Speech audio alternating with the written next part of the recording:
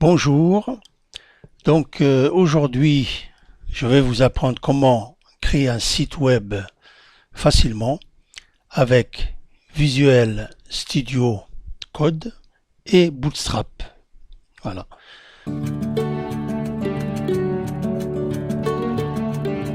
Visual Studio Code, c'est un logiciel gratuit de Microsoft, hein, et Bootstrap, c'est un framework gratuit qui va nous aider donc à créer la mise en page du site à l'aide des CSS et JavaScript. Donc, on va commencer par télécharger Visual Code Studio.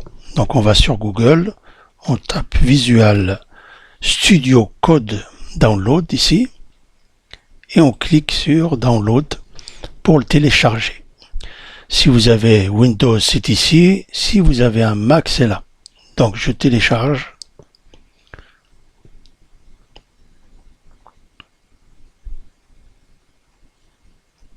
Voilà. Donc, le lien de téléchargement est ici. Je vais le lancer.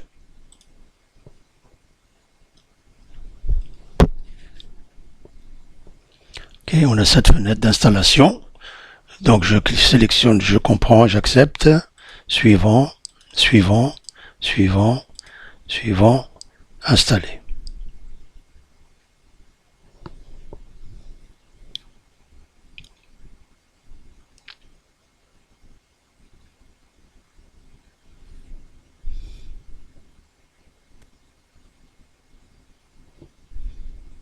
Voilà, terminé.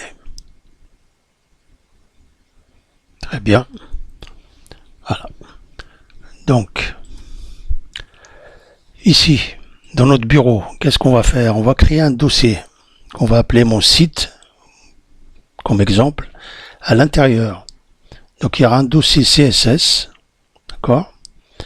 Et un dossier image pour mettre les images qui vont illustrer notre site. Et le dossier CSS, on va créer un fichier à l'intérieur qui s'appelle style.css. Là, on mettra notre propre style pour customiser les différentes sections de notre site. Voilà. OK. Donc, un dossier, mon site. OK. À l'intérieur, dossier image pour mettre nos images. On verra plus tard. Donc ici, on aura par exemple une grande image et deux petites images pour illustrer notre site. Ici aussi notre logo. OK. Voilà, on verra ça plus tard. Donc, une fois qu'on a notre dossier mon site, on va se rendre sur Visual Code. On va ici, File, Open Folder. Open Folder. Et là, on va chercher mon site. OK, mon site. Mon site, ici. Sélectionné. Voilà. On a le dossier CSS. On a notre dossier, d'abord, mon site. À l'intérieur, le dossier CSS. Et un autre pour les images. Donc, dossier CSS, il y a le fichier style CSS. Et dossier image, il y a les images. Donc, première chose à faire, avant de créer notre première page, c'est ce qu'on va faire, on va installer d'abord ici, vous voyez, extension, on clique dessus, et on va installer Bootstrap. Okay, on va chercher Bootstrap, la dernière version ici, voilà, Bootstrap 5 and Front Awesome Snippets. On clique sur, moi je l'ai déjà installé, donc si vous ne l'avez pas fait, vous cliquez sur installer. Ok, une fois que c'est fait, donc il est installé, on va se rendre sur, ici, sur notre site. Là, on va créer file, new file, un nouveau fichier qu'on va appeler index.html. index.html qu'on va enregistrer dans le dossier mon site. Create file, voilà. Donc on a notre première page qui s'appelle index.html. La page index, c'est toujours notre page d'accueil. Ok, la page d'accueil s'appelle toujours index.html. Voilà. Ok, ici, qu'est-ce qu'on va faire? On va cliquer sur point d'exclamation, sur la touche point d'exclamation du clavier.